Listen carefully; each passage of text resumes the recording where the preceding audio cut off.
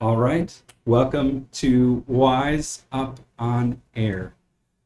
My name is Damian Kaspauer. I'm the software product manager here at Audiokinetic. We're talking about Wwise 2025.1 Beta 2, which came out last week. Be interested to hear from folks if they've already had their hands and ears on it.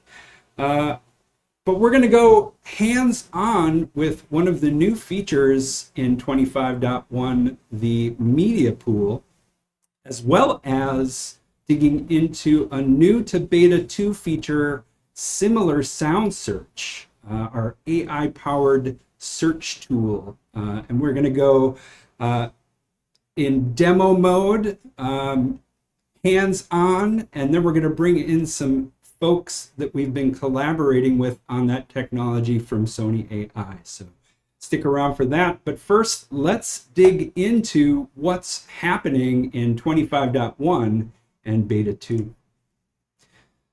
So yeah, lots of fun stuff happening here at Audiokinetic over the last year during our summer of beta.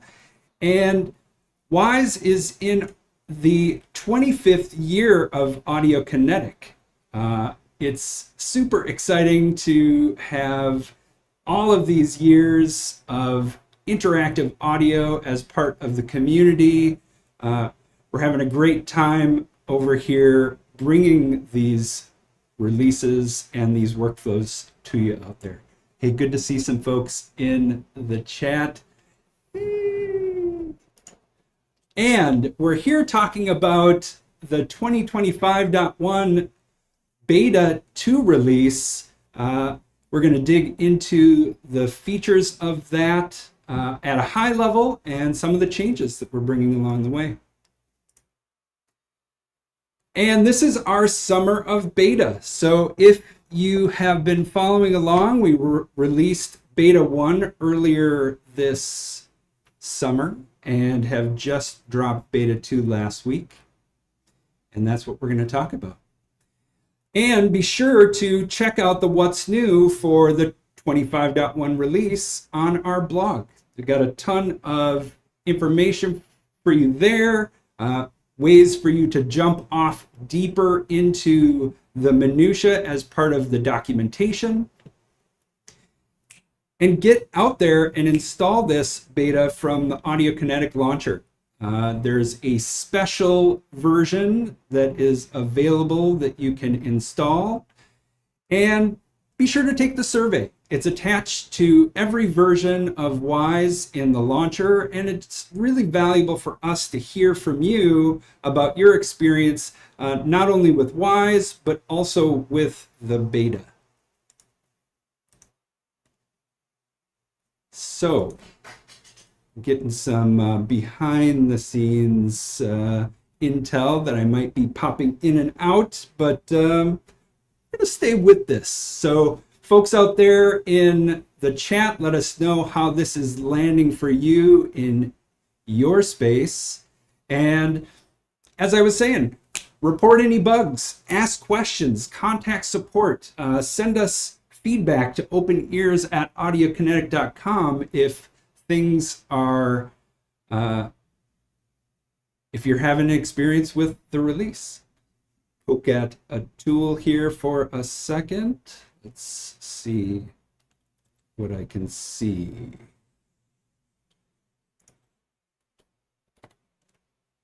All right, a little technical shift, and we'll be right back into the flow of things, which is to say, stay tuned for feedback and communications. We're out there bringing the community response to these betas, carrying them back as we're receiving feedback and bringing that to the betas. We're bringing you up to speed on it. So that's what we will be doing during this live stream, carrying forward iterations in beta 2, and yeah, also bringing any feedback from the community to this live stream to let people know. Okay, so I think I have things back up and running behind the scenes. Something about a little bit of warble. We had a kind of technical wild card over here, so I'm going to wiggle something. And presto, changeo, maybe that helps solve some of the wild warbling. And let me know. We're going to cover a few high-level topics here today across the user experience, our spatial audio acoustics, Wwise integrations, and the Wwise sound engine. All of this coming together to create workflows for folks out there reaching for these, interactive techniques to support the games that they're working on and create amazing sounds. And I wouldn't be here talking about the features of this new release if it weren't for all of the folks at Audiokinetic working diligently to create these releases, carrying them to the community for feedback, and then consuming that passion that the community has and driving it right back into each release. So thanks to them. But let's jump in with user experience. So Media Pool, it's a huge new feature of Wwise 2025.1, and it expands on the focused and iterative real-time workflow that we brought forward into 24.1, bringing your media right into the application alongside of the rest of Wwise authoring. So putting that in your hands as part of your Wwise workflow. And we're going to dig into that more today. We'll get a little walkthrough of it, but giving you a quick picture of it, we've got the ability to add databases and filters, a search bar, getting your results quickly by leveraging different aspects of search, putting that transport in your hands, as well as audio preview and region selector. We went a little bit deeper on this as part of our beta 1 presentation, so be sure to jump back in time or into the what's new to see a little more depth there, and stay tuned while we go hands on with it.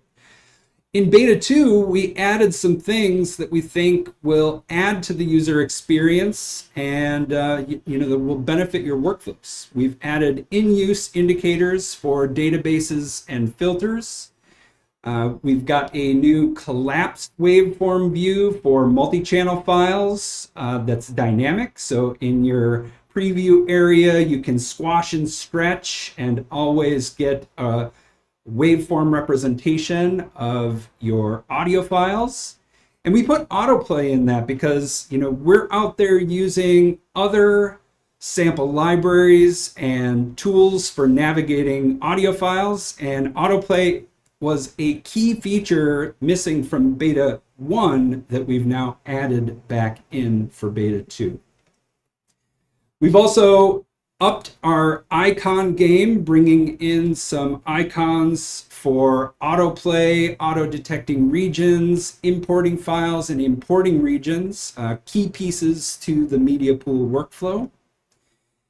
And in beta 1, we launched the Media Pool with a metadata and search filter functionality. So being able to get at the metadata embedded in your audio files to quickly find what you were looking for.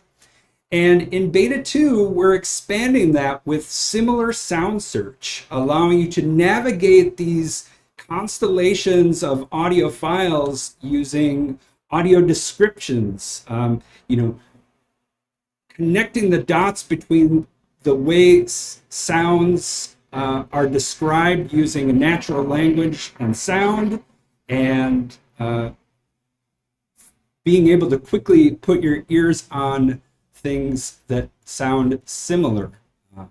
And we're going to dig deep into that along with the partnership that we have with Sony AI to, create this AI-powered text to audio and audio to audio sound effects search tool. This is really a beautiful thing when you can bring together creatives whose goal is to empower sound designers to, listen in a different way to the sample libraries that they already have and find things quickly that are similar. So similar sound search is a optional package as part of the installation of the Wwise 2025.1 beta 2. And so you opt in for that, and you're able then to search via audio description as well as finding similar from a result in the results window. And that's what we're going to talk about in depth today, so stay tuned. But we're super excited to put this in your hands. We're still in beta, and so we're seeking this feedback from you to really figure out what is missing? How are we landing with these features?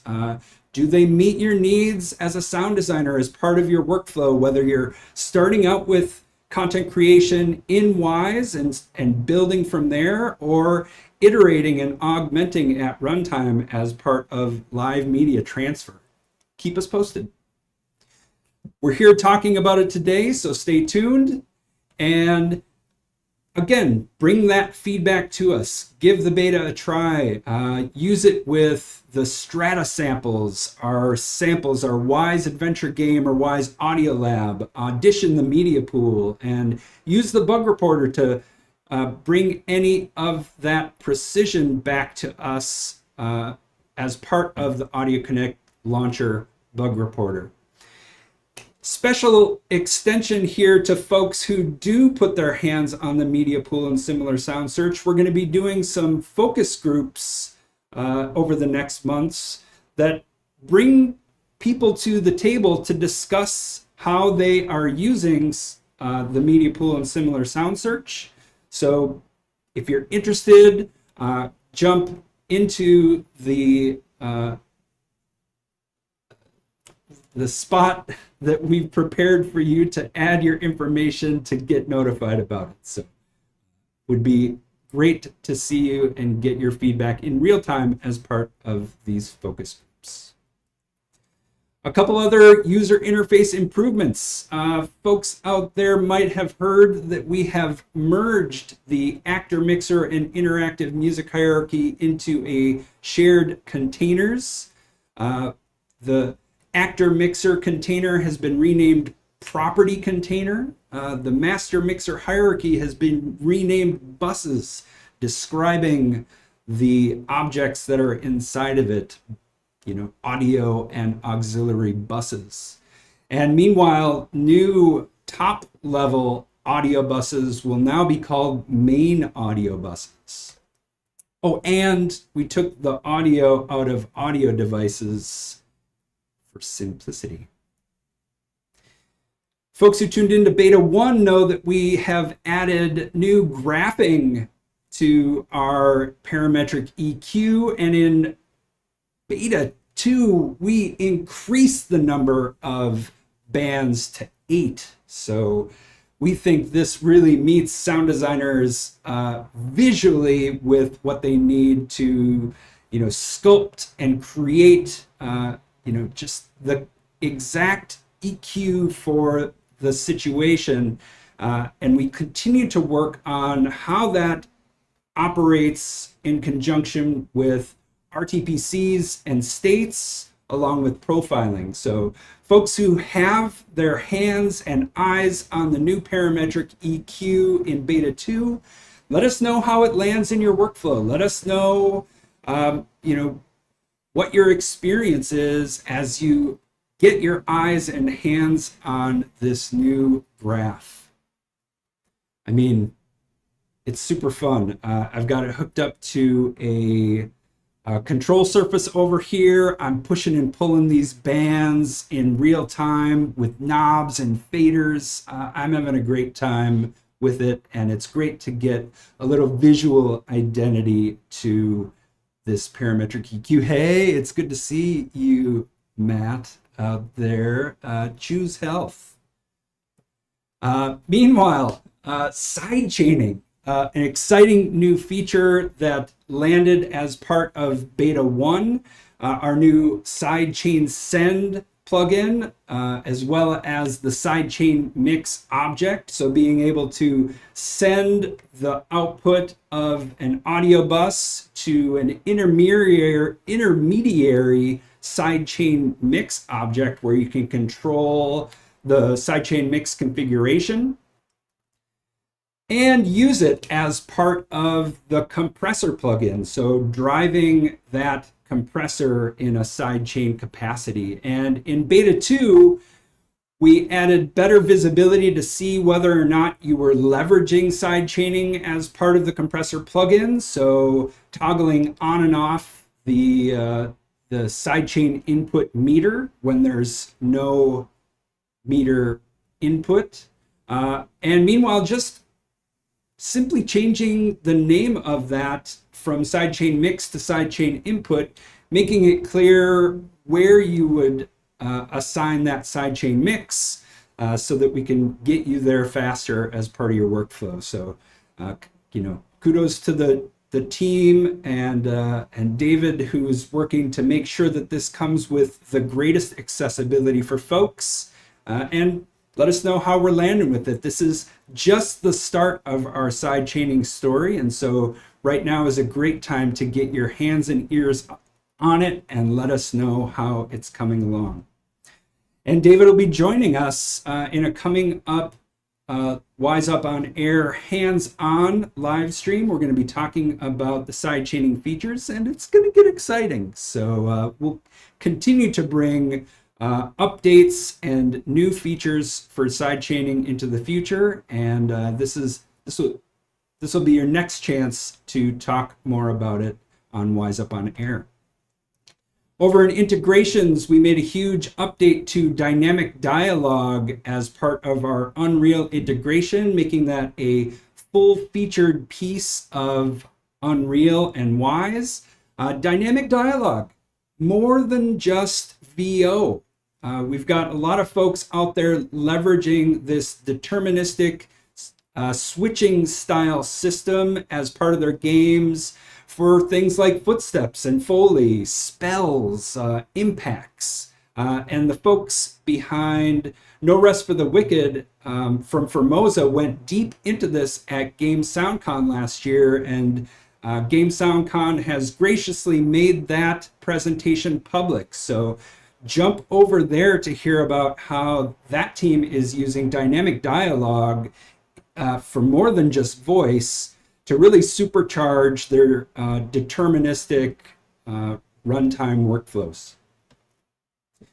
Meanwhile, the integrations team has been iterating on what we call GIMs, or these simple scenarios that are functional tests for features of Wise and our Unreal and Unity integrations. We've talked a bunch about it. There's a link here to a Wise Up on Air we did with the integrations team going deeper.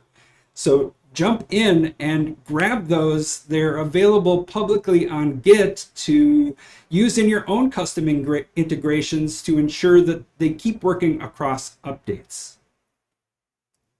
And we'll be going hands-on with the Wise integrations in the future with Benoit Centaur. So get subscribed to our live streaming channels across Twitch and YouTube. And we're going to, go deeper into things with Benoit then. A question came in from the chat about dynamic dialogue for Unity. Not yet. So let us know if that's something you're missing as you explore dynamic dialogue. We're interested to get your feedback about its application in your Unity projects.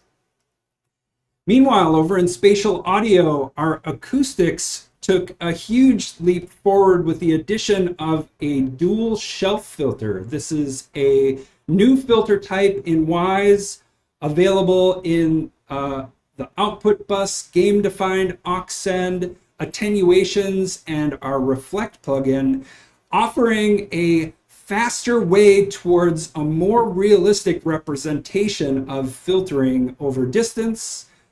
We've had early results from folks out there using it or demonstrating it in VR applications, and it allows them to get there faster and really have a level of precision around this realistic representation of filtering.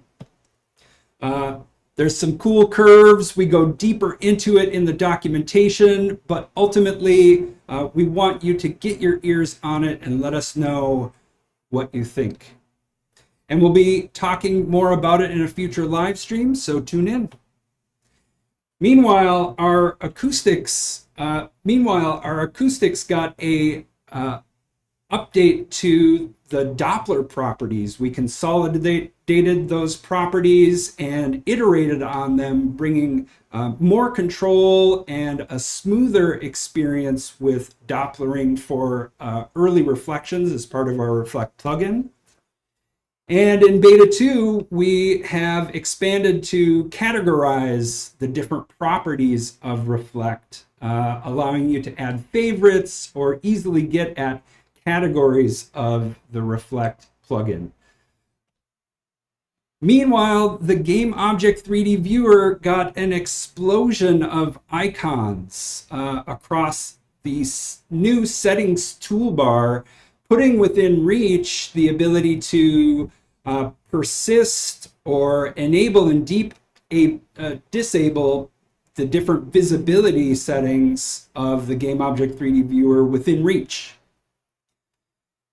And this comes as part of a ton of improvements across the Game Object List and Filter, this new settings toolbar, as well as the first steps towards selection in the view, where you can now select emitters and diffraction paths to see more properties in context as part of our new object properties panel. And we're going to go hands-on with Tali Kaklikian and dig into these new settings, talk about different workflows, about why you would want to have certain things visible at certain times, whether you're trying to get at attenuations, understand diffraction, or see the future of reflections in real time as part of your game geometry.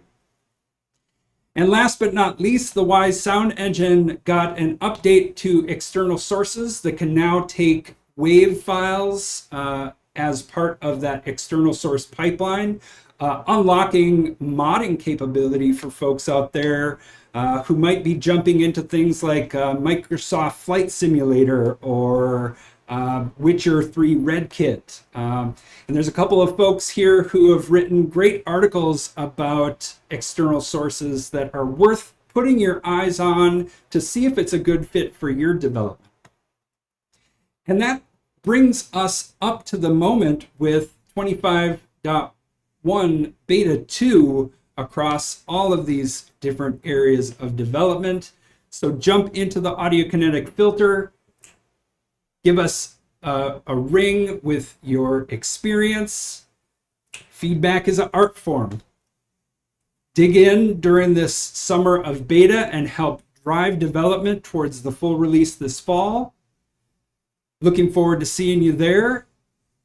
And thanks in advance for all your work. So let's go. I think it's about time that we introduced our first guests to the Wwise Up on Air. I'm joined today by Etienne and Bernard from the development team. Welcome to Wwise Up on Air. Great to have you here. Hello. Happy to be here. All right, hearing you great. And give us an introduction. Tell us a little bit about your role at Audiokinetic. Well, we're both clearly Canadian. So yeah, I've been at Audiokinetic for about 5 years. Started on the integrations team, and I'm working on the R&D team. I was heavily involved with Bernard on working on the media pool, iterating on some prototypes, and now I'm really excited to show you guys where we're at. Yeah. Yeah, I'm Bernard. I'm responsible for the user experience of Wise, and been working at Audiokinetic for 20 years. But yeah, this project of a media pool, working with Etienne and other people at Aki was a lot of fun. It's so great to have you both here. I guess what's summer been like in Montreal this year? It's been worse. All right. A bit dry, yeah. Hot here in Seattle, and meanwhile, fantastic to have you both here. Media pool. Let's go hands on with that. Are we ready to jump in, Bernard? Absolutely, yes. Great. I'm shifting over your desktop in focus, and we are ready to go. So for those that already downloaded beta 1 or beta 2, this is beta 2 or almost beta 2. And what we'll do today is a bit of a look around the different features of the media pool. And then after my my demo, Etienne will take care of doing a more in-depth demo for the similar sound search. So similar sound search has been introduced with beta 2. So you'll need beta 2 if you want to try this at home. So let's talk a bit about the different elements of the UI. So the first time you open the media pool, you will be presented with only the project original. So the first part here that we see is the database list. And by default, the project original is added to the media pool. So those are all the original that you have for your project. But if you have any WAV file on your computer, you can quickly create databases in the media pool. So what is a database? Database is essentially a set of files we have on this where we store information about the WAV files, such as metadata, file names. We store also the waveforms and also the similar sound search information. And we actually never move, copy, or modify the WAV file that you add to the media pool. They stay where they are on your computer, and the media pool is just a way to organize your how you're going to search the files. So there's So a media pool in a database is essentially a set of directory on your computer. And if we look here, we have the location where the files are stored for the database itself. And you can add multiple paths there, right? So you Yeah. could add a list of file locations that you want to get at quickly or toggle on and off, making it really easy for folks to focus on the pieces that they want to be searching in. And a bit like the Project Explorer, you can organize your database, let's say in virtual folders, so you can quickly get what you want. And you can create database from those menus. Nice. And also what we have here is a set of checkbox. So those checkbox, they indicate the media pool, which database is going to be used when searching. So at the moment, we have everything checked. Great. And I saw some new beta 2 features in that context menu as well. Yeah, so we got the ability to include and exclude specific database. So it just saves you a little a number of clicks when you use those checkbox. Perfect. And also maybe I can show you a trick to how to add a database. We have a folder here of a bird. You can just drag and drop a folder, and you see it's already in the media pool. This folder is actually a small. There's not so many. Also, let's try to see include only selected. And I'm going to refresh because there's an issue with the current build. There you go. Okay, so we got our sounds here for this database, just a couple of sounds. I'm going to include everything again. Okay, so let's delete it. Okay. So also what we have in the center is the results, obviously. And on the right, we have the metadata fields. So we call them fields. And the fields, there's a bit fundamental element for in the media pool to search and filter. And what you, the way it works is when you add files to the media pool, the media pool will discover fields. So there's a selection of fields that are always there. So those are the wave fields. They're always in all files. But we also discover other elements in the wave files. So we do support IXML chunks in the wave file. So we see here we have content from Strata, and those have the proper UCS category, for example. We have which library it is and a bunch of other things. So there's two things you can do with fields. First thing is you can add them in the results as a column. So if I, for example, take the cat ID here, I can right click. You can add the field as a column. So now it appears over here. So we have the category ID. The other thing we can do, and that brings us to our filters over here. So the filters is a way to reduce the number of results. So let's say I filter on bit depth, so I can add a field, add field as a filter. Now we have a filter created on this bit depth, but I could say anything actually greater than 16, for example. Nice. Oops. So now we have, lower than 16. So I'm going to swap it. So we have almost everything.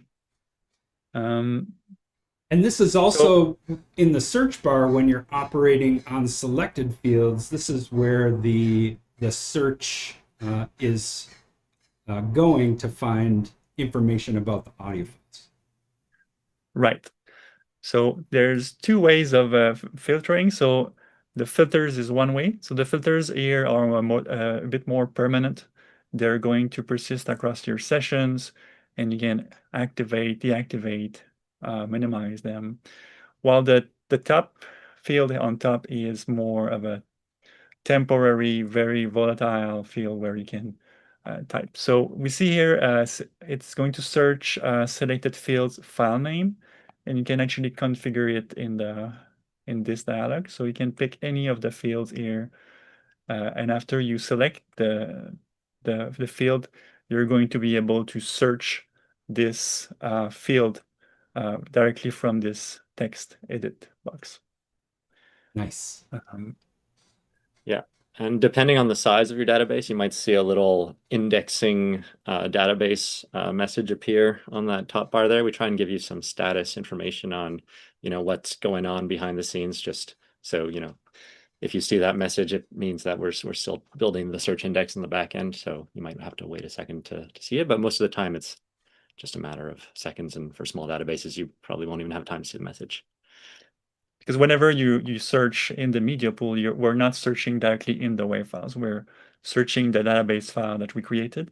So the database creation process consists of scanning the WAV files one by one and getting this information and storing it for later.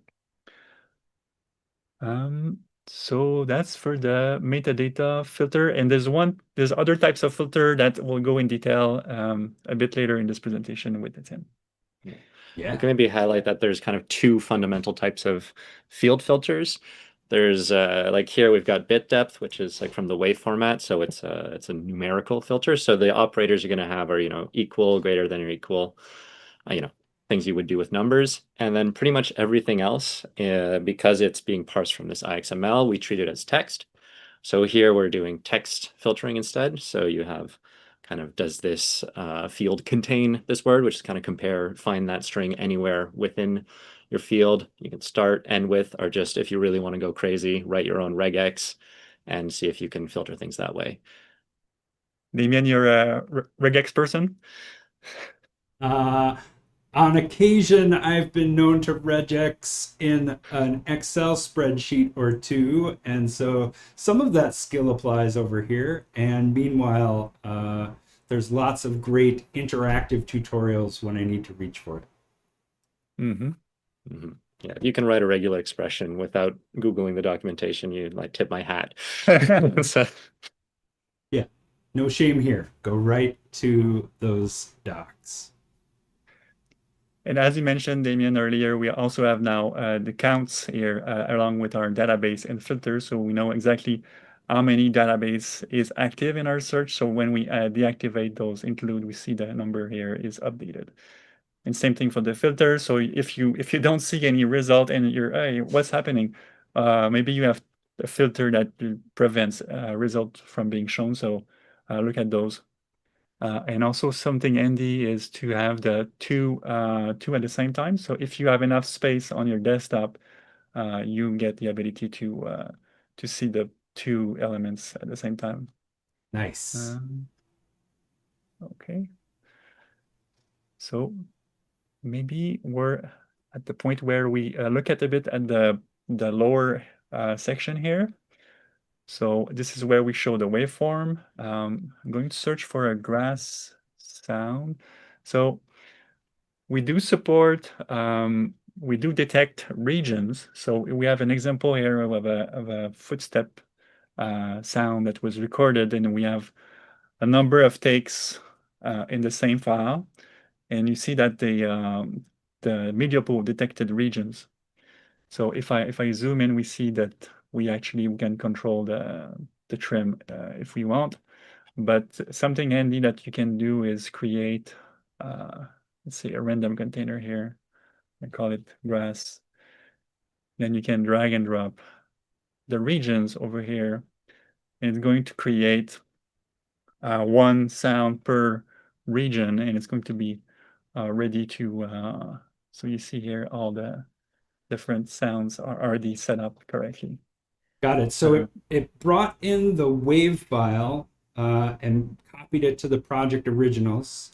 And for each region that's selected there, it created an audio source with a trim that is focused on that region. Exactly. So there's a number of ways to import audio to your project, and I think we got you covered. So I just drag and drop the regions from the bottom, but I could also right-click here. Oh, is it in this build? It's not. No, it's in the beta 3, I think. So beta 3 will have import regions. So directly from the top, you'll be able to import the individual regions in one click. But right now, what we have in beta 2 is a one.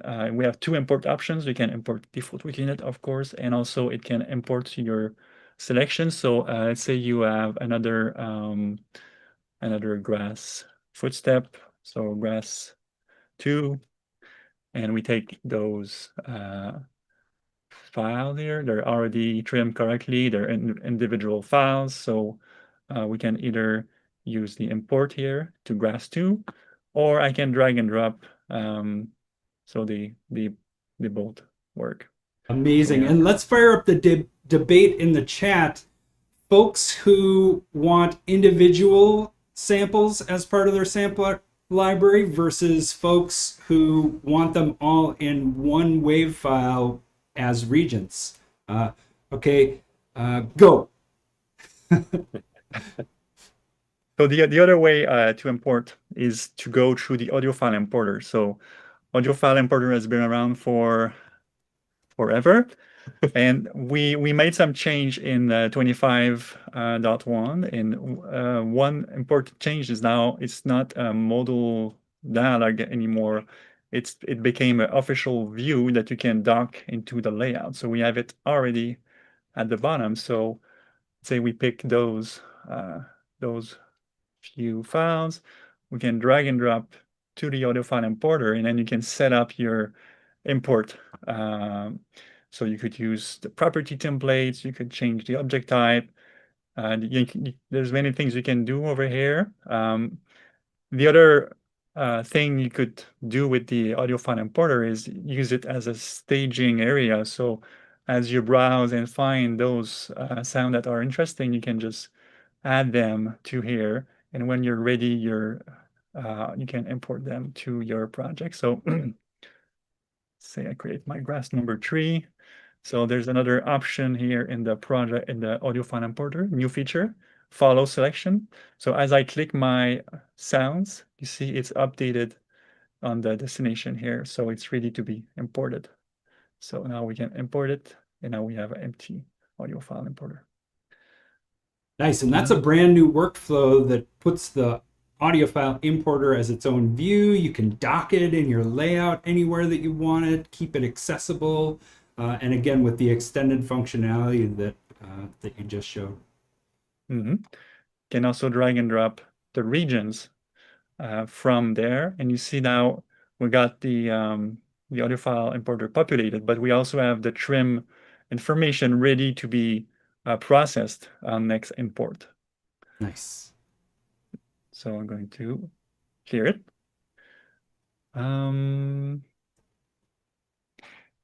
Yeah, and the new, as you mentioned, we have new icons for the auto select detected regions. And also we have the button for playback. So as you click, now it's going to play back the sound. So another interesting feature of the media pool is support of regions during playback. So with keyboard navigation, so I can use my keyboard to navigate files, but also navigate the region with my left and right key, so I can quickly alter and listen to what are those files. No need to press spacebar every time you want to hear something. Nice. Can you show us the manual region selection process? So what we can select, let's say I disable it. So I'm going to zoom it here. You just drag and drop an area, and it's going to create a region, and you can adjust the trim, and you can hold Shift or Control to create another region. And after that, you're ready to import by dragging or right-clicking here. I think add regions to audio file importer is a way to do it. Or the buttons at the bottom right down there. Right, import region, you see here 2, so it knows you have 2 regions created. And if I click it, they're going to appear in the audio file importer. Amazing, thank you. So plenty of ways to import sounds into your project. We hope you find your way. Yeah, I think that covers the one portion of my piece demo that I think would be interesting to talk about now, and maybe get some feedback from folks moving forward, is the transport. So there's some properties in the transport that are available as part of auditioning. Do you want to talk through that a little bit? Yeah. So those are the same as you're used to. They do exactly what they are labeled. They allow you to preview basically the effect of those properties on the sounds. In beta 2, those properties are limited to playback. So when you modify those, they're going to be effective as you play. But in beta 3, we'll provide also tools to opt in or opt out of applying those properties on the imported sounds. So as you import those, they might be transferred with your sound if you wish. Yeah, so what do folks think about that as part of the import process or render to the project originals, being able to carry those auditioned properties to that rendered version? We think that it's something that people will want as they continue to explore, how sounds can land as part of their, live and connected workflow in place, sounding right from the start. But let us know. We think that it's going to be a new way to, carry your content to Wwise. The other thing that I wanted to talk about, you moved swiftly past the addition of project originals as a database. And to me, this is a huge thing to be able to see at a glance or navigate your project originals as part of the media pool. So do you want to talk a little bit about project originals and what is great about that? Yeah, so what we have right now is basically an empty project. So I think if you refresh, we should see the files that got imported. But oh, I have a filter. Nice. Maybe. Yep. May have a little bug here though. Yeah. But yeah, essentially the originals is already a database, and even if actually if you're using 24.1 today, you already have a database for your original. It's just not exposed in the user interface. But essentially what we do is we collect information for all the originals, same as any other file in the media pool, and they're ready to be reused, for example, in your project, so we can import them again. Or if you re-import them again, they will not be copied again to the original. They will be taken in place. But you can do new use of audio files. Right, and now you do have access to rescan that database from the database properties, if I remember. So double clicking the project originals, does that give you access to rescan? Yep. All right. Yeah, rescan. Yeah. Also, we scan the project originals every time you kind of tab back into Wwise. Okay. So there's kind of two ways to get it to re-trigger. Yeah. Or currently, I think we have that in beta 3. We fixed that last week of updating the database when we get an import signal. Nice. Well, and the other thing I love about this is it unlocks the ability to find references to project original audio files. For the first time, you can navigate from an audio file in the project originals and see where it lives in your object hierarchy. Right. You can right-click here and say Find All References. Oh, let's go to the other monitor. So we see, Find All Reference. Look. So we see where the WAV file is being used. It's one place at the moment. Amazing. And to me, this is always, how to get there faster when you're trying to understand, what you have done as you copy and paste this amazing asset throughout the project. Where does it live in your object hierarchy? How much have you reused it? This is a valuable new tool that gives you a unique lens on the content in the project, and I think a really nice workflow speed up for folks who are trying to understand through that lens of the audio files in the project originals. Cool feature. It would also be a nice idea to take your multiple project or your other projects and drag them to as user database.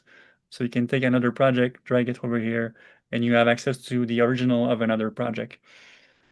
Yeah. And also something I did not mention is that everything you do in the media pool database and filters are shared across all the projects on your computer. So everything you do here, if you close Wwise, open another project, is going to be there.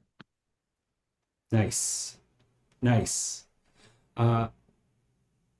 Great. And again, this database is, so far, we're talking about operating on the text-based metadata fields, unlocking the text-based search in selected fields.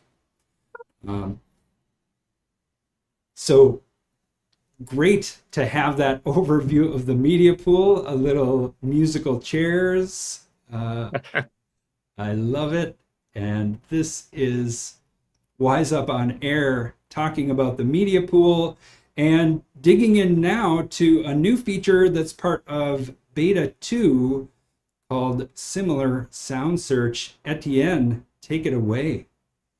All right, so I'm going to try and give a little demo of my sound design prowess, which I've had better success now that we've got the media pool in there, I think, at least. And yeah, so the idea is we're going to build a submarine ambience atmosphere environment with some events going on. And yeah, so we're going to I basically prepared just a couple little helper containers in Wise for me. I've got this blend container. Oh, let's switch over to the designer view. So the media pool is down here now. And yeah, so I've got this blend container here, which will let me just kind of like mix together the sounds that I import. I've got this one-shot random position thing, which is going to like play a random sample in the container at a random position around us. So if you're listening with headphones, you might get a bit of panning. If you're on another device, might sound a little similar regardless of where it is, but hopefully you've got a bit of a hi-fi setup going on. So yeah, just to demonstrate that really quick, we can go into our audio search and search for a bonk or something.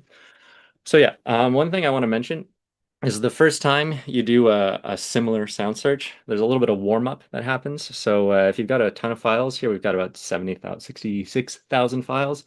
It might take a moment to warm up, but after it's warmed up, the search is quite fast. But I think in beta 2, if you have a lot of files, the first time you search, just give it a second because it might surprise you if you give it the time. Yeah, so here I've got a bonk. Great. I can drop that in here, and right. Oh, that's over to my right. May or may not be still center field for you, depending on our stream setup. Can we pause a little bit? Yeah. So bonk is nowhere in the file name or in the metadata. It's just a description of your sound. So if I search for bonk in file names, the closest thing we have is bonanza. Because, yeah, so maybe I'll give a quick little overview of the kind of different stages of search. So yeah, the first stage is really this searching in your index fields. And this is kind of the fastest way to search because we basically have a list of all the words that are in those fields, and we can just go straight from those words to the files that match them. And it also is a little bit more fuzzy in that, yeah, we'll match. If I type bon, right, I get a decent match. Everything that starts with those 3 letters will kind of show up somewhere in here. Bone, bonnet, things like that. And if I make a typo, say I really wanted that bonanza sound, but I type bonana, we have a little bit of fuzziness in there because we're kind of searching for parts of those words. So I get a low score here, which I'll go into eventually. Yeah, and then basically this lets you kind of quickly search through whatever information might be in the metadata fields you want to search in. And then that next level, which Bernard was showing earlier, where we can apply filters. So I can say filter, create a filter for this metadata field. So now it's really going to only show files that have exactly this string in their metadata. And that means that in order to do that, we've basically taken a quick look at all of the files in the databases and applied that filter to them. But if I first do, bonanza, now we kind of combine these two. We've got the set of files that match bona, and then the set of files that pass this criteria, and then you're seeing the intersection of those two results.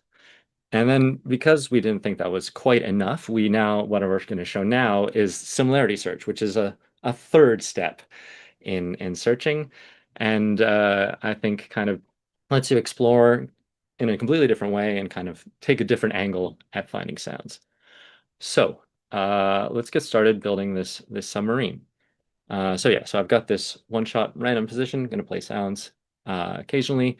And I've got this little one-shot with silence, so it's just kind of going to wait for a little bit and then play the sound so we can kind of have things appear in the sound field and our mix. So the first thing we want to do is, just get a bed down, some sort of base layer for our submarine. So I can search for submarine ambience. And now how you spell ambience may or may not be the same as me. But and one thing I also want to mention is we're currently searching in what is most of Strata. So we've got about 60,000 files in here. And ironically, that's ironic, we don't have the submersion pack on this computer, which would probably come in handy, but at the same time, it lets us show, what can we make without something that would probably make our lives a lot easier. So great, so we've got this submarine ambience and we've got a couple files and they have a score. And this score is currently a little bit hard to interpret, but mainly what it's doing is it's ranking the files in order of their similarity to whatever you wrote here. So our first sound, some kind of like fan engine noise, and then we've got a weird kind of rattling zombie sound, which, I wouldn't expect to be there. But this thing kind of can surprise you like that. It's a bit of an I'm feeling lucky button occasionally, but then we've got something else here, and then we've got other sorts of maybe drones. But one thing that I think is unique to this search functionality is we can combine this kind of abstract similarity search with hard concrete filters. So I know that I want to make a bed, which means I need like a long looping sound. So I can add a filter on the duration of my samples and say I want my samples to be, at least 10 seconds long. So now I've got a combination of all my files filtered down, only the files longer than 10 seconds, and they're now ranked by their similarity to this concept of a submarine ambience. So now I've got my jet engine again, I've got this drone, I've got some other kind of drone, a plane coming by, some bubbles. So I think I've got some elements here that I can work with. So let's say we add the drone, the engine, and the bubbles, and drop them into our mix here.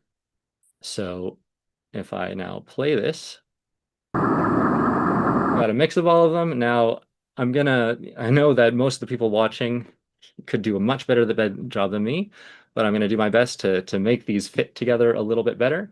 So the first thing we're gonna do is just make sure they're all looping. And now, let's play these different sounds. So this could be like, I think I kind of see it as almost like a fan sound, like some sort of motor fan that I'm hearing. So I might pitch it up a bit. This space station is decent, but it's also a little too high frequency. Let's pitch it down a bit. So and then that's the volume that I'm controlling actually. And then the bubbles are a little bit too present. Ideally they're on the outside of the submarine, I think. Now right next to me, and then maybe we can low pass them. So, maybe they're coming through a wall, add a little bit of low pass to this one as well. Maybe it's not right there with us. All right, so we've got a little bed, an ambience going. So, I could perhaps convince you that you're somewhere underwater. But, sound design is about conveying emotion. So what I want to give you is an unsettling feeling where, maybe this isn't the most recent submarine that was built. Perhaps it was acquired in some weird trade deal. And so let's try and make this submarine a little bit more creepy or, feel like it's breaking down a bit. So I want to add something like, we're not going for a happy-go-lucky yellow submarine here, Damian. This is in the grim darkness of the subterranean. So I want to add like a sound of, this metal, there's intense pressure on this vehicle. Let's add some creaking metal. So here we've got some samples that are similar to my description of creaking metal. So this is pulling stuff from the physics database. So we have these sounds of metal being bent. So, they've got this thing, but they don't have like a ton of weight to them. And, this is a massive submarine. It should sound much bigger. So I could either, pitch it down and maybe get something that I want, but I can also demonstrate our next feature, which is similar sound search as opposed to audio description search. So I can create a filter by right-clicking in this menu. And now I have created a filter which ranks all of my sounds based on their similarity to this sound. And these things can be combined, right? So these sounds are not only rated by their similarity to this sound, they're also rated by their similarity to this description. Let's say I don't really need this anymore. I found a sound that's indicative, so we can find the sound that we use as our reference, and then the things that are most similar to it. And then I can maybe go a bit further because this isn't that large, right? It's not what I'm looking for. So let's try and describe the characteristics of the sound we want. So we want it to be large, right? And then we'll see how this affects the result.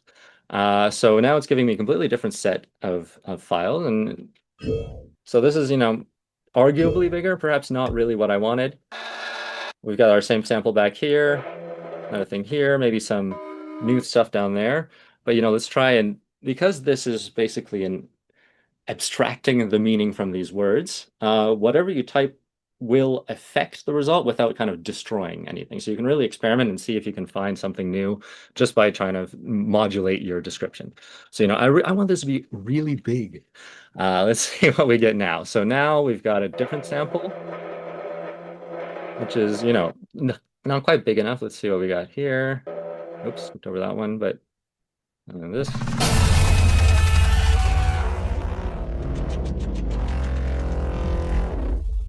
Perhaps a little too big. So yeah, but what I have found is that I found some samples that are interesting, and I think another thing to highlight with this type of searching is it can help you learn how the database is structured. Because with Strata, we took a lot of effort in labeling everything with UCS standards and making sure that the names of these files is meaningful and easily searchable. So I now know that there is this metal massive bending loop category of sounds in my collection. So I can just switch over to my traditional search, and I can leave these filters active or not, and then I can just type metal massive and see what I have. So I can notice here that the second keyword is the size of the object. So I know I can also just filter by large like this. And now I've got my large metal samples that are still kind of ordered based on their similarity to these original queries. So we've got this guy. Yeah. So let's just drop that into our mix and loop it, as we must do. And now is rolling metal in the background. Nice. Another layer. Yeah, and then so the last thing I'm going to try and add to this scene is, I'm going to keep on going a little bit more anxiety. Maybe some electrical panels are failing. So I want to add some electrical sparks. So here I'm still in, traditional metadata search mode because I'm pretty sure we have electric things in Strata. So I can look for electric sparks, and I've got 85. So that's a decent pool. Let's give them a listen. Yeah, that's a little aggressive, I find. This one's a little not exactly what I'm looking for either. Now we're talking. Yeah, so I like these urban ones. So I can take that and then find similar, and it's going to re-rank again my files based on this filter and their similarity to this audio. Yeah, so I can grab a few of these and pop them into my one-shot container here, which I can move into my mix and make it loop. Every once in a while, we'll just get a bit of silence, and then here we go. So if we listen to our mix again, if I did this correctly, all right. Whoops, it's the bonk. The bonk was still in the container. So we get rid of the bonk from here. And There we go. Ding, ding, ding.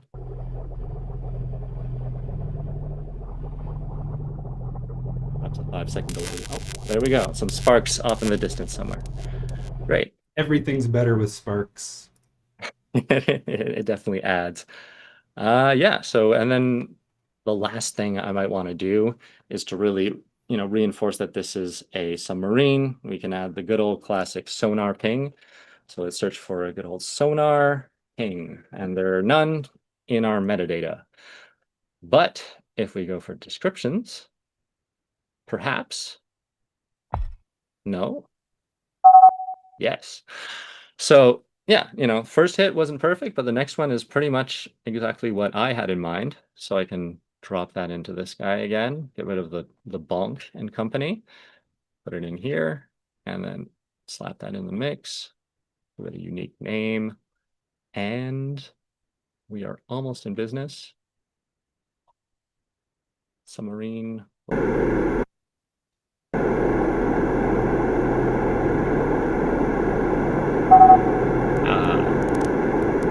then, you're a sound designer, you'd be able to make this much more cohesive.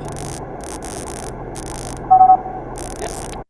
So, yeah, that's kind of a simple walkthrough of, building an environment using, without having to leave Wwise, which is something that you couldn't really do before without the media pool. You'd have to there's a lot of great tools that can help you search for sounds, but I think there's definitely something cool about being able to do it right here in Wwise. Wow. Yeah. Good stuff. All right. Thanks. Nice work. That was a fantastic demo. It's dark down there in that submarine. Oh yeah, it's not an uplifting environment. Yeah, but if you were connected to the game, you could just add that to your event while it's running and pop that ambient into place to fit that dystopian scenario.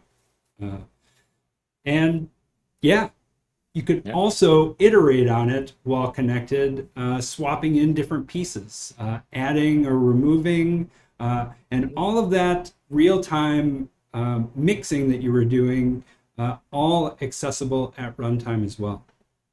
Yeah, and a bit more in depth than the 3 parameters that I have access to here, but surprising what you can get away with just 3. Yeah, you can also, like you said, say you've got one sample in your game and you notice that you're kind of noticing that it's the same one all the time. Go into Wwise, find sounds that are similar to it, and then drag in 5 or 6 variants, and then you've massaged that perceptual defect in just a couple clicks. Fantastic. Well, that was the perfect walkthrough of the feature in real time. Great demo. And now we're going to talk a little bit more about the technology that is servicing the similar sound search feature. So I'm going to invite some folks from Sony AI that we've been collaborating with on this feature. So welcome to the live stream, Gaëtan and Hakim. Great to see Hello you there. both. Hello. All Thank you right. for having us. Thanks for hanging out in the wings as we go hands-on with the media pool and the similar sound search feature. And yeah, why don't you take a moment to introduce yourselves and we can dig deeper behind the scenes into this technology. Absolutely. Yeah, very happy to be here. So I'm Hakim. I joined Sony AI about 2 years ago as a strategy and partnership manager. Awesome. Gonna let Gaëtan. Yes. So I'm Gaëtan Hadjeres. I'm staff research scientist. Apparently, this is how we name people in Sony AI. And so, I and my team did this feature. Fantastic. And it's been a gift to work with you behind the scenes leading up to this. Of course, we just launched beta 2 last week, along with a press release about this. I would call it a historic collaboration between Sony AI and Audiokinetic. So thanks for taking this journey with us into the moment where we announced and now are sharing with that with the community so they can experience this new way of search inside of their sample libraries. Maybe give me a little bit of background about, how this collaboration came to be, what were kind of the seeds behind it from a Sony research standpoint. Where are you coming at this from? Yeah, so maybe like a little intro of Sony AI, which is so it's a division within Sony Research. And so we're a research organization within the Sony group, focused on, well, AI, obviously, right? There's a little bit of a hint in the name there. And really our mission or our approach is to, well, in addition to trying to advance the research in the AI field, by publishing papers, for example, is also to try and build AI technology that is useful, that empowers creatives at large. And here for like creatives, we gave a broad definition to that word. That can be artists, sound designers, but also engineers, developers, like in essence, anybody who builds and creates cool stuff. And so, yeah, our approach is to collaborate with people like that, to try and find useful tools and build useful AI tools, very much like this similar sound search here. Exactly, and I think it's really valuable to underline. You're both creatives in your own area of expertise. You come at it from a creativity background, and I think this thread runs through the work that you've done, that we have collaborated on bringing to the community of creators. And so, I don't know, creatives building creative tools for creators who are creative, ultimately just Absolutely. trying to empower people to think about things, or find things in this case, differently. Yeah, exactly. I mean, in this case, working with Audiokinetic, for example, made a lot of sense because like we wanted to work with people who are close to the development and production environments, like Audiokinetic. And how this collaboration came about was sort of like a result of synchronicity, really, because at the time, so about 2 years ago, Gaëtan and his team were already looking into building an AI model tailored for like audio professionals and really tailored to sound effects.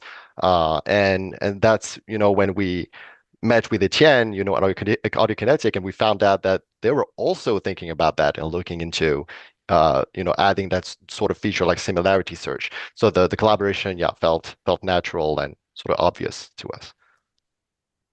Maybe if I can add, like also why we started this sound effects project is Yes. because at the time, like you had like this huge like trend about like building like AI music, and actually, if you check like just sound effects, you could think like, okay, like this is solved, like everyone is using like AI, Gen AI for sound effects, etc. And actually, if you really look at professionals, like no one was using like any of the tools like we thought was like just normal. And so we really wanted to understand like why like it was the case, like such a gap between what you can see in the research domain and what's really being used by professionals and what are the requirements. And in fact, like when you dig a bit about around, you see that like the models like they have huge performances, but they can't distinguish like a boot table and a metal table. And so like this is highly important when you are doing sound design, but when you are a researcher, this is not really what you are like carrying. And so and so this is why we started this. And so what we like the initial like motivation was let's first like consider like data that are actually used in production. And this is also why like we contacted like some data providers like use like in the industry like Boom and Person Effect. Yeah, exactly. Like, And I go ahead, please. yeah, I add also another reason why we also went for, those professional libraries is which always try to build AI technology in an ethical way. And so having proper licenses in place with professional data providers was really important to us. Because, like it was better than, like scraping data out of the internet, for example, or even using public data sets, which sometimes, might have like vague like licensing terms. So in this case, yeah, that's why we went with boom and pro sound effects.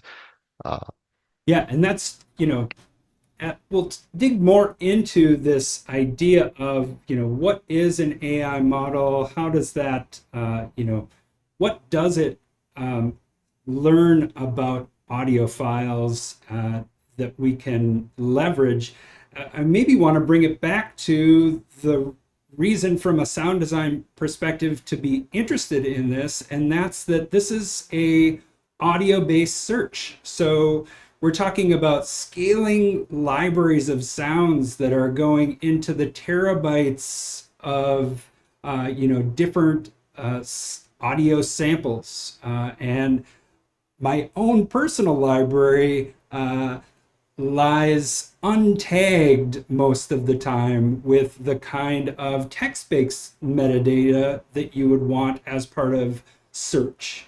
And so I feel like really unlocking the audio similarity and being able to describe sound using words to find things that might not have been tagged is really fundamental to the growing task of a sound designer to, find the right fit for whatever their design is. I think it's really nice, like what we've seen. Like if you don't have like the submarine library, like you're stuck. And if everyone, like in every submarine in every game, like is using the exact same library, actually, when you have like very precise categories, you don't have that many sounds. And when you start realizing this, actually, like there are lots of sounds that could be used in this context.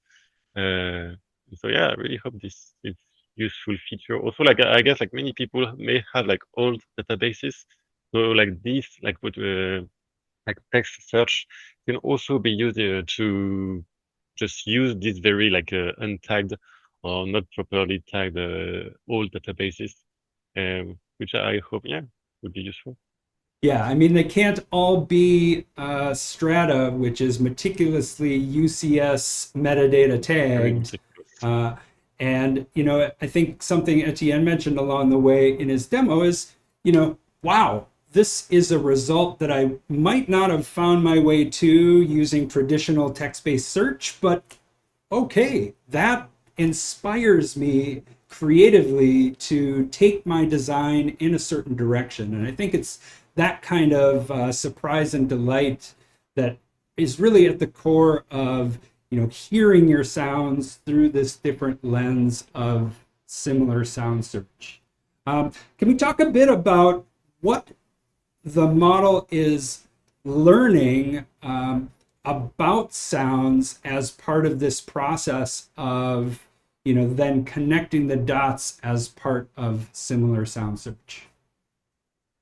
I'll try to make it the simple way now, but we have like just two networks. So one is like dealing with text and the other one is dealing with audio. And what these two networks are doing, so we have like those huge databases that have like audio together with the description. So we have like those pairs of audio text.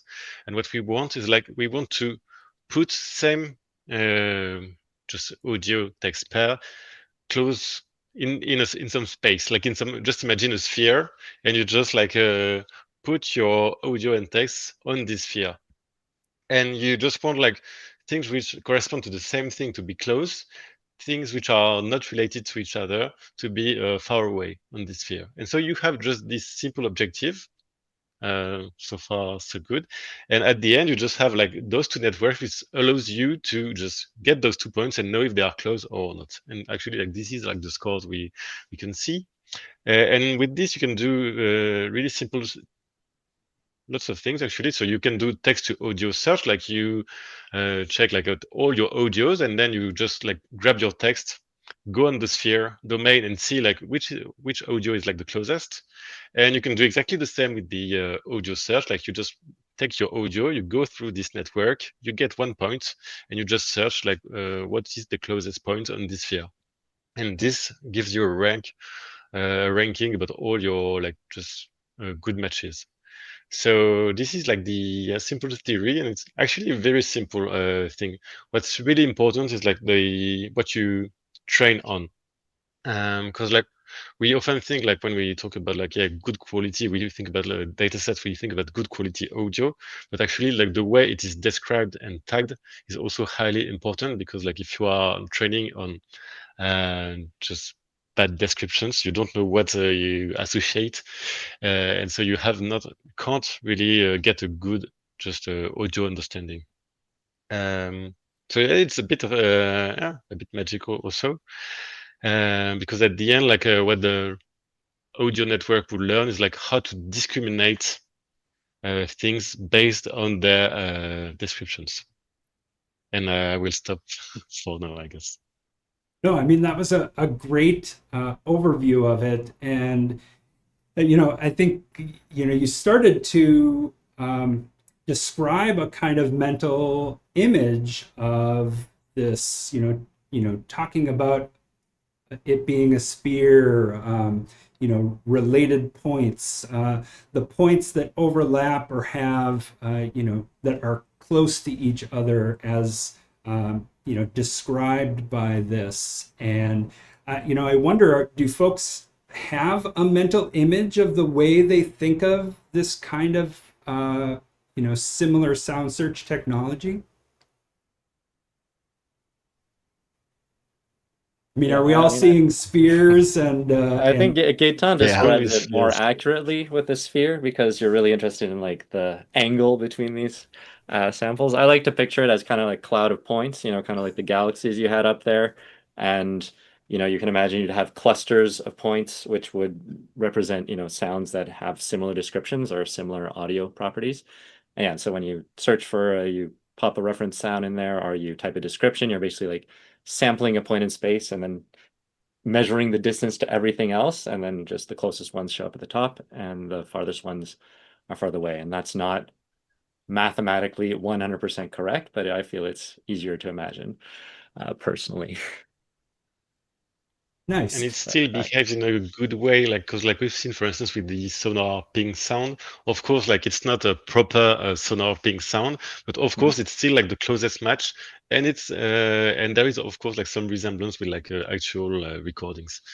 So this is what also like yeah, those good properties are nice, because like, you can also like generalize and find like those like interesting sounds that are seldom considered.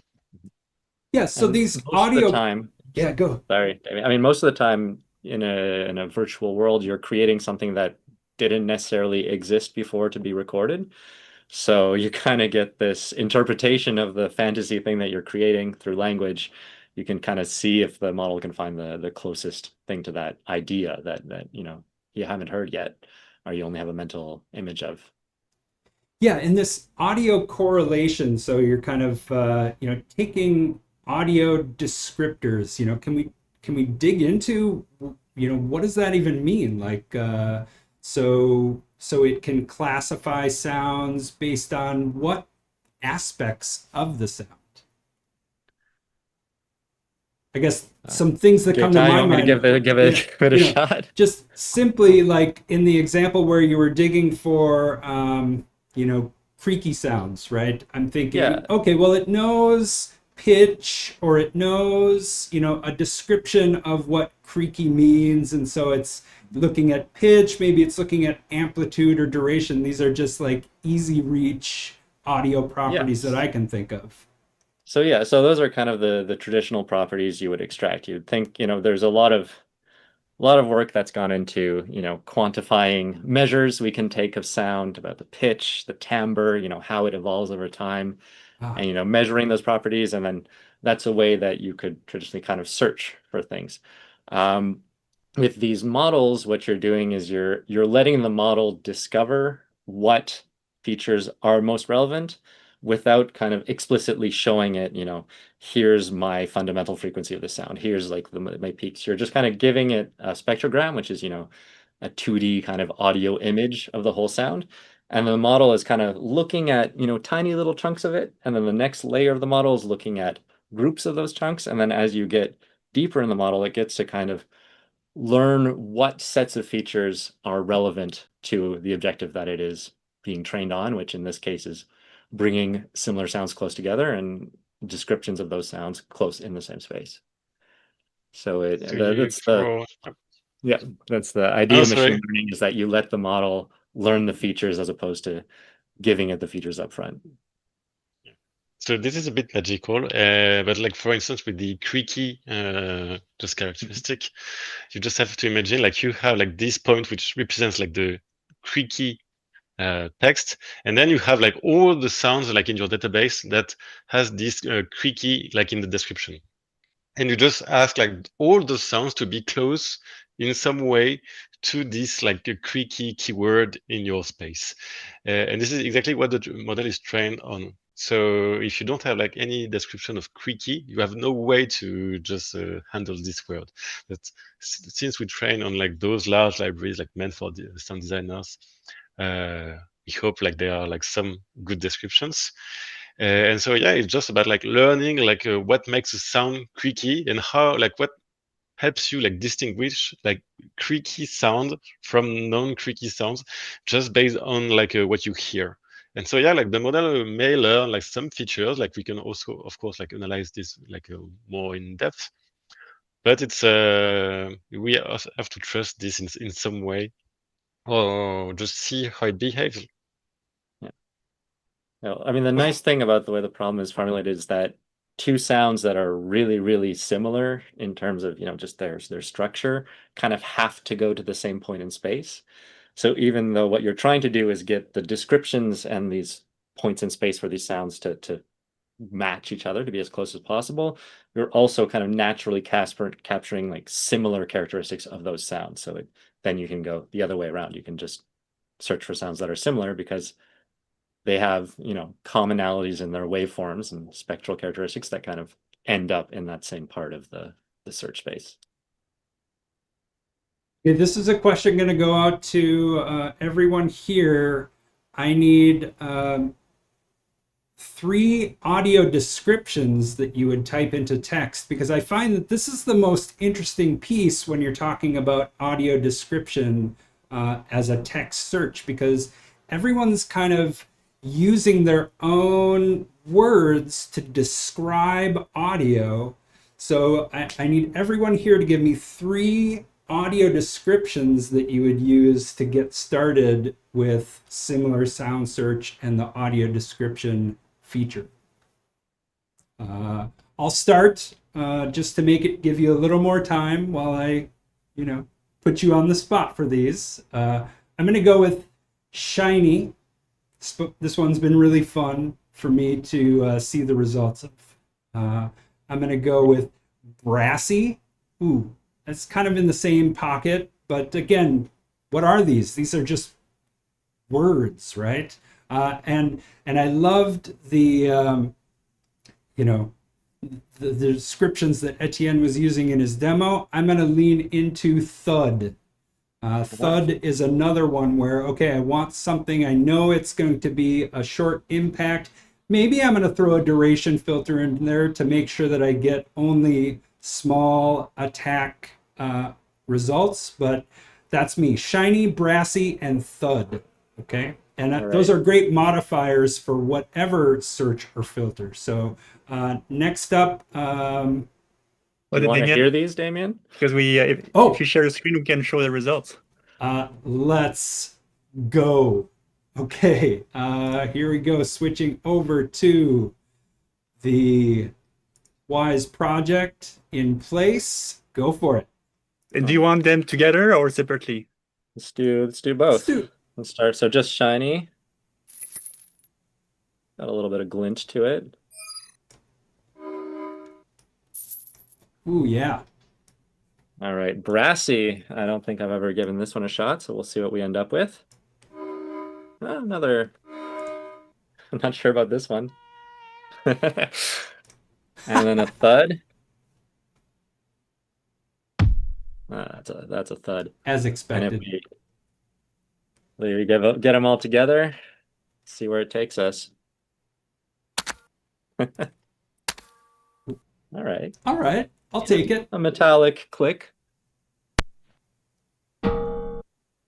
Yeah, it's working. Hey, that was even a bell, which could be made out of brass and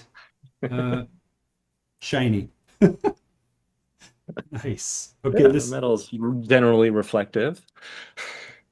cool. That was fun for me. Who's got another set of 3? I'll tell you my Words from a favorite, like hat. set of words. Yeah, maybe a small word of caution is like we train only on like sound effects databases, so don't expect like the model to know like what speech is, what music is. Like we can try, for instance, like piano chord. The model is really bad because maybe like there's like very few examples. It's not like a music database. Yeah. Yeah. Yeah. But A lot of maybe there is gunshots in absolutely this. like no piano at all. So yeah, like this is also totally understandable. Now it's like I really like the toy engine. Toy engine. Ooh, we might be in the I believe it.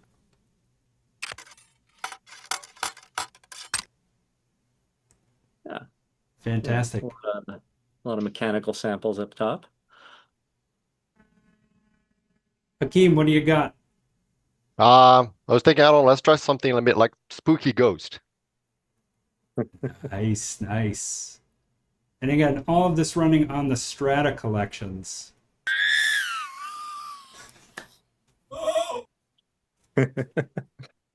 That'll do it. Amazing. We had some great suggestions from the chat on this question. Seismic. Ooh, I think I spelled that correctly. And good to see you, Tom.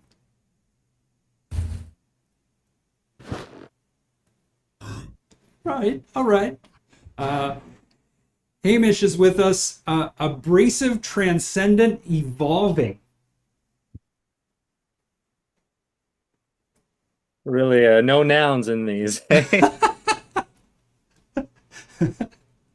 Thanks for your suggestions in the chat. We're having a good time here. We got some metallic scrapes. Those are the top 3, and then something a little different. It's evolving. It's definitely got some motion to it. It's transcendent. I'm transcending as we speak. One more set of wobbly liquid movement. Right.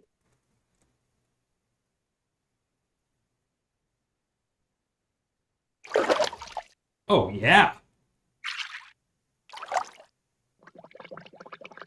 Yeah. Okay. Here we go. Etienne says soft mood. Soft mood. Oops, not mod. Oh. Oh yeah. We're somewhere. Some soft toe taps, I think.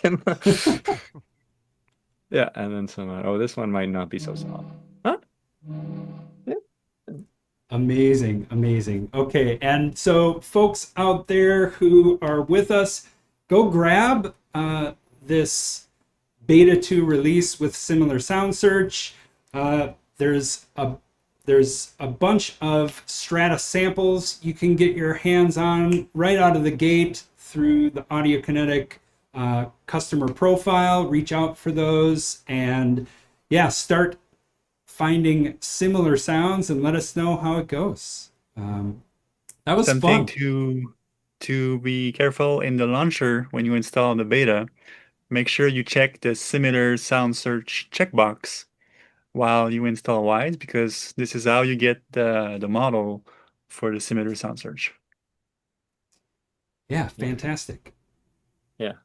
Can we try the recorder? Sure, yeah, we can Okay. go for the Folks Easter egg. who were tuned in earlier might have seen the spoiler on screen when we were navigating the Project Originals folder. We are going to try a live demo. Do you want to serve this up? Yeah, so let's just explain what we're doing here. So the idea was, we thought of the idea that comes to mind when you see this feature is like, why can I perhaps just yell at Wwise and get something out of it, right? As opposed to just yelling into the void.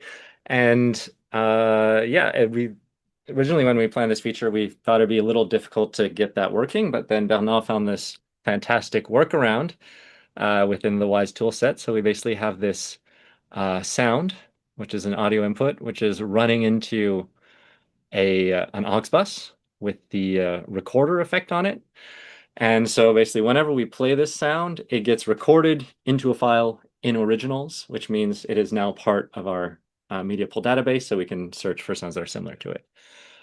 So when I record this, I think there's going to be a little bit of reverb on it because of our audio setup. So let's go for an impression of a cat here. All right. So that is our verbed out cat for the day. And okay, it got picked up. And now if we search for similar sounds and search in all of our databases, let's see what we've got. Let's remove this filter here. Oh yeah, we need to get rid of our keyword search. All right. Okay, it turns out I sounded more like a fuse box this time.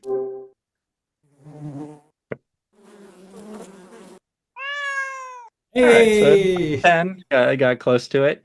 But yeah, it's I think there's some interesting ways to mix it up. You know, you can do that. You can add some descriptions. You can filter down, you know, maybe not look in every single database of sound effects that ever existed. Keep it a bit more animal. Another thing you can do is, you know, maybe record some Foley. I've got my water bottle here and I can just, and then we'll see. It was nice. Yeah, it's not good. High quality bottle. So again, you find our little recorder sample. Did it pick it up all right? Oh, we've got 2 samples here. Oh yeah, this is something that we haven't even mentioned. You'd think with all this time we would have mentioned it. You can choose to search for just regions within your file.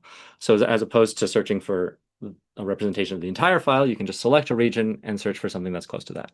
And by doing that, I just right-clicked on my region and I'm finding similar based on my region. And if we remove this filter again, let's see what we got. All right, here's our sample, and then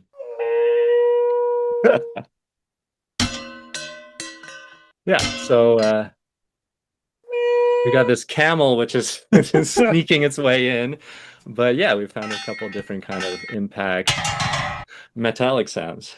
So yeah, we're excited to see, you know. That's amazing. I think the cool thing is just having it in Wwise, it kind of lets you kind of start doing all sorts of crazy stuff with all the other features we have in there.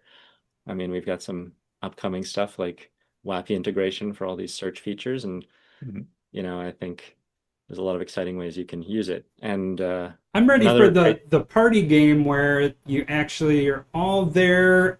Each person takes a turn with the microphone making a sound, and you count how many sounds until you get one that is as similar as it in your database of sounds. Like, you know, lowest score wins. So, you know, the better you know your sound library and can reproduce it with your mouth, the faster you can get a similar result. This is going to blow up. I'm ready for this. I want to be at that party. Yeah, and I think one of the great things about collaborating with Sony AI is they really have the tools and the expertise and the data to kind of improve on this model as we try it out. So, you know, we're still trying to figure out the best way to kind of give you information about these scores and have that score make sense, you know, consistently across the different types of searches you may be doing. And they are continuously thinking about ways to kind of add ways to, you know, improve the language in the descriptions while training the model, so it's more resilient to, say, you know, different ways you might say the same thing, you know, saying bark versus barking. Yeah, so I'm really excited to see, you know, based on the feedback we get back from this first beta, you know, what are the sticking points currently, what you know, what can we improve, and they'll be able to help us make those a reality.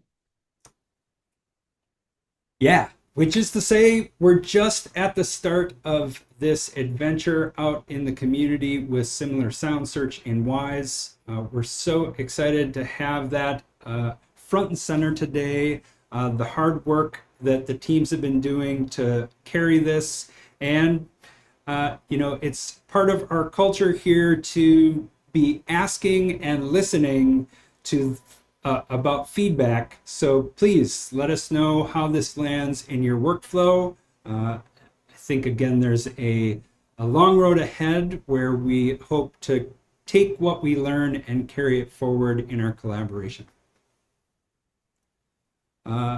Last thoughts about what is next, or otherwise, things we might have forgotten. Other questions from the chat? Bring them now.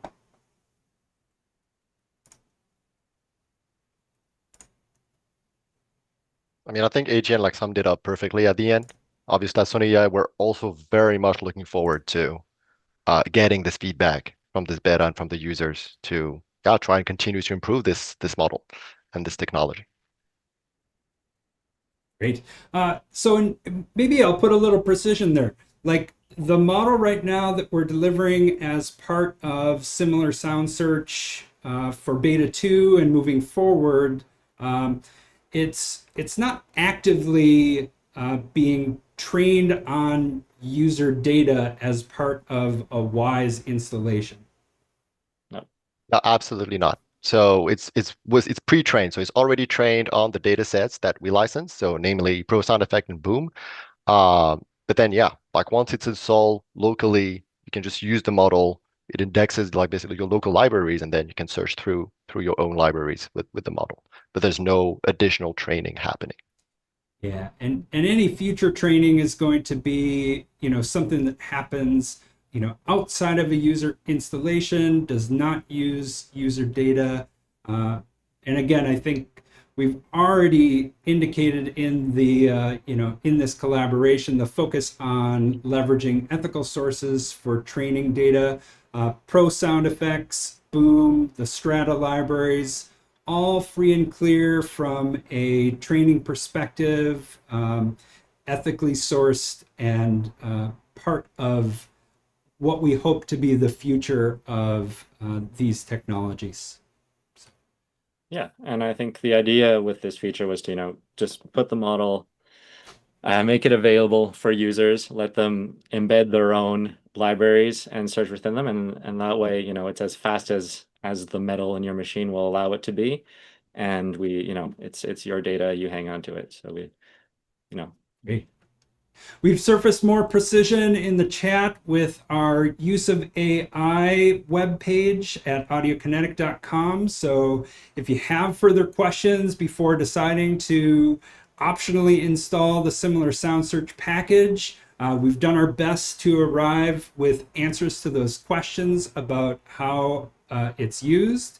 So dig in over there for more insight, but more than anything, give this new way of search a chance as part of the media pool in Wwise 2025.1, beta 2, and moving forward. So thanks so much for everyone's time today. Great to have all of your experience on display here with the community. Yeah, it's been fun. Thank you so much. It was great. Thank you, Damian. Thanks, All right. Damian. So with that, tune in next time to Wwise Up on Air, and thanks for being part of the community here with Wwise and Audiokinetic. So take care. Thanks, everyone. Bye. Thanks.